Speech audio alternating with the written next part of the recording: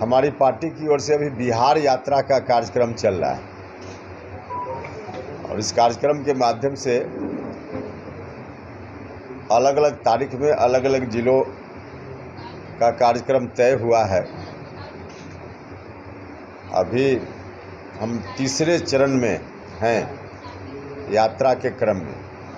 तीसरा चरण की शुरुआत जहानाबाद से हुई है, गया, फिर कैमूर और यहाँ से बक्सर आज जाएंगे। इसके पहले 2 चरण का कार्यक्रम संपन्न हो चुका है, जिसमें बगल में रोहतास, भोजपुर, उधर औरंगाबाद, सारण और फिर उसके बीच के चरण में उधर मिथिला का इलाका, मधुबनी, दरभंगा, मुजफ्फरपुर और बाकी जगह का कार्यक्रम आगे फिर हम लोग निर्धारित करेंगे, सब जगह जाएंगे। इस कार्यक्रम के माध्यम से हम बिहार भर में जा रहे हैं। आम लोगों से भी मुलाकात हमारी हो रही है, पार्टी के साथियों के साथ भी विमर्श कर रहे हैं और एनडीए के साथियों के साथ भी हम बैठ रहे हैं। कोशिश हमारी यह है कि अगला जो विधानसभा का चुनाव होना है 2025 में, उस चुनाव में फिर से एनडीए की सरकार बिहार में बने और इस बात के लिए माहौल बनाना। विपक्ष की ओर से कई तरह की साजिश और कुछ कुप्रचार जो पिछले लोकसभा चुनाव में भी हुआ, जिसका असर थोड़ा पड़ गया, खास करके शाहबाद के इलाके में, थोड़ा मगध के इलाके में। तो विपक्ष की इस कोशिश या इस साजिश का प्रभाव आगे अगला विधानसभा चुनाव में न हो, इसके लिए अभी से माहौल बनाना और लोगों से जो फीडबैक पूरे बिहार से मिलेगा उसको इकट्ठा करके एनडीए की मजबूत रणनीति विधानसभा चुनाव के संदर्भ में बनाना, मकसद यही है। और लोगों से हम आग्रह कर रहे हैं, यहाँ भी हमने कल कहा है और आपके माध्यम से हम अभी भी कहना चाहते हैं कि बिहार में फिर से एनडीए की सरकार ही बने, इसकी बहुत आवश्यकता है। क्योंकि एक तो विपक्ष के लोगों ने गलत मंसूबा पाल लिया है। पिछली बार विधानसभा का जो चुनाव परिणाम आया उसको देखते हुए और थोड़ी सफलता उनको इन इलाकों में लोकसभा चुनाव में भी मिल गया, तो इस कारण से उनको लगता है कि अगले विधानसभा चुनाव में हम सत्ता पर काबिज हो जाएंगे। गलतफहमी के शिकार हैं लोग। पिछला जो विधानसभा का चुनाव हुआ उसमें जिस स्वरूप में एनडीए था, आज उससे अलग स्वरूप में एनडीए है।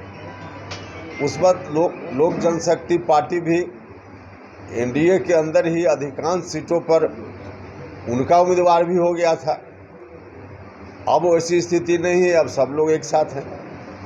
हम भी उस वक्त अलग थे, हमारी उम्मीदवारी एक अलग गठबंधन के साथ एनडीए के खिलाफ ही थी। उसका भी असर कई विधानसभा क्षेत्रों में हुआ। इस कारण से महागठबंधन के लोग कुछ ज़्यादा सीट पर जीत गए थे, हम बटे हुए थे, जिसके चलते उनको थोड़ी सफलता मिल गई थी। इस बार तो पहले ही से हम सब लोग एकजुट हैं, तो कहीं से कोई सवाल ही पैदा नहीं होता है। लेकिन फिर भी लोगों को अलर्ट रहना चाहिए, सचेत रहना चाहिए, ताकि एनडीए की सरकार बनाने में कोई कठिनाई न हो। बिहार के विकास के लिए बहुत ही ज़रूरी है कि एनडीए की सरकार फिर कंटिन्यू करे, अगली बार फिर बन पाए। तो मुख्य रूप से हमारी यात्रा का यही मकसद है। लेकिन इसी क्रम में संजोग ऐसा है कि जहां पूरे बिहार के लोग अगले विधानसभा चुनाव की तैयारी में हैं, वहीं 4 जगह जो उपचुनाव हो रहा है, अगले साल वहाँ भी फिर से चुनाव होगा। लेकिन अब वहाँ के लोगों को अभी एक चुनाव को लड़ने की ज़रूरत उनके सामने आ गई है, जिसमें यह जिला भी है। यहाँ भी रामगढ़ का उपचुनाव है, तो इस चुनाव को भी जीतने का काम करना है। इसी क्रम में इसी यात्रा के बीच संयोग हुआ कि हम बेलागंज, जहाँ विधानसभा का उपचुनाव हो रहा है, वहाँ भी गए और कल रामगढ़ की सभा में भी गए थे। और इस चुनाव के संदर्भ में हम फिर आएंगे लोगों के बीच। अभी तो चुनाव की शुरुआत हुई है और इस चुनाव को भी पूरी मजबूती के साथ हम लोग जीतेंगे, एनडीए जीतेगा। तो मुख्य मकसद यही है हमारी यात्रा का। अब आपका कुछ सवाल है? लोकसभा चुनाव के बीच कुशवाहा वोटर में कुछ कंफ्यूजन की स्थिति थी, इस बार विधानसभा क्या उपचुनाव में उसको किस तरह से देखा जा रहा है? देखिए, कन्फ्यूजन की स्थिति हमने कहा ना कि तो विपक्ष के लोग साजिश करते हैं कन्फ्यूजन पैदा करने। स्वाभाविक रूप से जो आप कह रहे हैं, थोड़ी वैसी स्थिति बन गई थी, लेकिन जिन कारणों से वैसी स्थिति बनी, विपक्ष के लोगों को जो बहाना मिल गया, अब वैसा कारण नहीं रहेगा तो विपक्ष के लोगों को बहाना नहीं मिलेगा। इस तरह की साजिश में विपक्ष के लोग सफल नहीं होंगे। सर, 2025 की बात कर रहे हैं तो 2025 में बिहार विधानसभा में कितने सीटों पर आपकी पार्टी लड़ेगी? नहीं, हमारी पार्टी कितनी सीटों पर लड़ेगी इसका अभी वक्त नहीं है, या एनडीए गठबंधन में और भी कौन पार्टी कितनी सीटों पर लड़े इसका अभी वक्त नहीं है। वक्त आएगा, हम लोग तय कर लेंगे। किसके नेतृत्व में चुनाव लड़ा जाएगा सर? अरे नीतीश कुमार जी का नेतृत्व है, इसमें कहाँ कोई दिक्कत है, तो पहले ही से घोषित है। अच्छा, यह कहा जा रहा है कि राजस्व पहुंचाने के लिए पेट्रोल डीजल का रेट बढ़ाया गया है, तो ये कब तक यहाँ के जो है किसान हो, आम लोग इस तरह का परेशान रहेंगे? बहुत से पेट्रोल टंकी मालिक जो है जिनका बॉर्डर पे है, उनका पेट्रोल पंप बंद हो गया। कई बात तो स्टेट वाइज जो टैक्स है उसका अंतर होने के कारण ये स्थिति बनती है। ये तो एक अलग विषय है, इसको उससे जोड़कर मत देखिए। अच्छा, चारों विधानसभा उपचुनाव में क्या स्थिति रहेगी? चारों विधानसभा क्षेत्र में अभी जो हम शुरुआत है यद्यपि, लेकिन जो खबर है उसके अनुसार चारों जगह एनडीए की जीत होगी और भारी मतों के अंतर से जीत होगी। पहले प्रशांत किशोर लड़ाई में रहते नहीं थे, इस पर लड़ाई में कर रहे हैं, वो भी अपना जीत का दावा कर रहे हैं, तो क्या लगता है क्या असर डाल पाएंगे? नहीं, दावा हम करें या कोई करे, 23 तारीख को तो आ ही जाएगा ना। उनके आने से कोई भी एनडीए को क्षति? देखिए, अभी पहली बार न है चुनाव में, तो होने तो दीजिए परीक्षा 23 तारीख को, उसके बाद आगे के चुनाव के लिए बात करेंगे इस विषय पर। अभी तो विषय ही नहीं। वो तो कह रहे हैं कि बीजेपी और जेडीयू दोनों लंगड़ी पार्टी हो गए, बैसाखी लेके चले, उसको हम आएंगे। हम भाई, तो इन तमाम बातों का जवाब तो 23 तारीख को मिल ही जाएगा ना, थोड़ा इंतजार कर लीजिए ना। सर, नागमणि कुशवाहा जी का कहना है कि माननीय मुख्यमंत्री नीतीश कुमार जो सवाल इधर से एक पूछ रहे थे भारत रत्न वाला, उसी तरह का सवाल आप पूछ रहे हैं। ऐसे सवालों का जवाब हम नहीं दे पाएंगे, ऐसे सवालों का जवाब हम नहीं दे पाएंगे। हमको नहीं मालूम है ऐसे सवालों का जवाब। इतना शराबबंदी को बंद कर देंगे, जिसकी वजह से यहाँ की फैक्ट्रियाँ भाग रही हैं, व्यवसाय करने के लोग यहाँ पर नहीं आ रहे हैं। तो क्या लगता है कि प्रशांत किशोर बरगलाना चाहते हैं या चुनाव में आएंगे? अभी तो परीक्षा की घड़ी है ही ना, देख लीजिएगा ना, चुनाव परिणाम तो आ ही जाएगा ना 20 नवंबर को, 23 नवंबर को। सब शराबबंदी के बाद भी लगातार लोग जहरीली शराब से मर रहे हैं, इसको किस नजर से? देखिए, शराब पीने के कारण जो मौत हो रही है उन राज्यों में भी हो रही है जिन राज्यों में शराबबंदी नहीं है। तो शराबबंदी से जोड़कर इस समस्या को मत देखिए। जहां शराबबंदी है बिहार में, वहां भी मौत हो रही है, और जहां जिन राज्यों में शराबबंदी नहीं है वहां भी जहरीली शराब पीने से लोगों की मौत ज़्यादा चालू क्यों नहीं करवा दिया जा रहा है? दोनों विषय अलग अलग है, इनका सवाल अलग है। पहले सवाल का जवाब पूरा होने दें। आपका सवाल है कि शराबबंदी है फिर भी लोग मर रहे हैं, तो शराबबंदी से जोड़कर इस सवाल को मत देखिए, यह सवाल बिल्कुल अलग सवाल है। अब जहरीली शराब या शराब, जहरीली शब्द हटा भी दीजिए, पीने से कोई लाभ है क्या?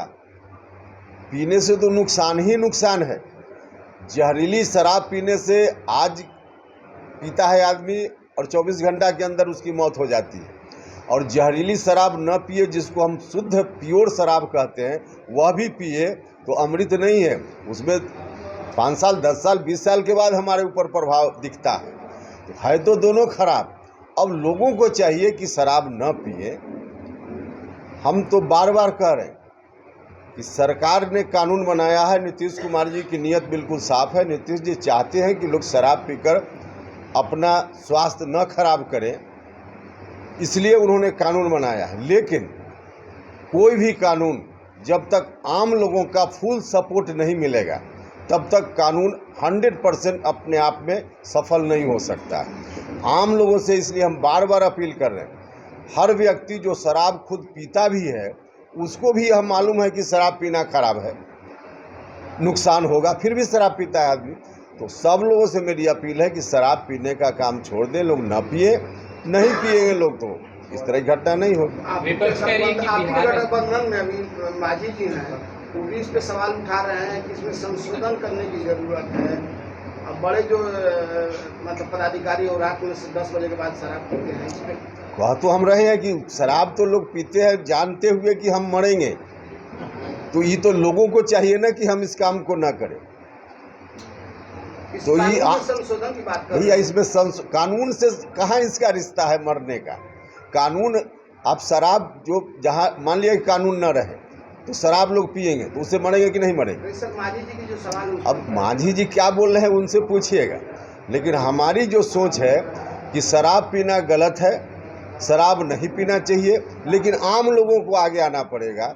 आम लोगों को इस कानून की सफलता के लिए सहयोग देना पड़ेगा, तब यह कानून पूरे तौर पे सफल होगा। अच्छा, विपक्ष कर रही है प्रशांत किशोर को कि भारतीय जनता पार्टी का सदस्य बनने के लिए 8800002024 पर मिस्ड कॉल करें। निवेदक Bharatiya Janata party Bihar. Panorama group, जो सोचता है वो करता है। ये लो मुंह मीठा करो, आज मैंने अपना जॉब छोड़ दिया, अब हम पूर्णिया वापस जाएंगे। जॉब छोड़ दिया है? मतलब ये घर कैसे चलेगा? हम करेंगे क्या? और माँ बाबूजी क्या बोलेंगे? इसलिए मैं एक और मिठाई का डब्बा लाया। अपने बिजनेस के लिए लोन अप्रूव हो गया। अरे लोन अप्रूव हो गया वो तो ठीक है, लेकिन पूर्णिया में हम रहेंगे कहाँ? अपना घर भी तो नहीं है वहाँ। इसलिए तो एक और मिठाई का डब्बा अलग से लाया हूँ। हमने पूर्णिया में घर ले लिया है, पूर्णिया के ई होम्स पैनोरमा में। पूर्णिया में पैनोरमा ग्रुप लेकर आए हैं ई होम्स पैनोरमा। बड़ा घर, आलीशान जिंदगी और अत्याधुनिक सुविधाओं के संग। अरे अरे, अब क्यों मुंह मीठा करवा रही हो? क्योंकि हम घर वापसी जो कर रहे हैं। घर वापसी की खुशी पूर्णिया में ई होम्स पैनोरमा के संग। E Homes Panorama, luxurious lifestyle redefined.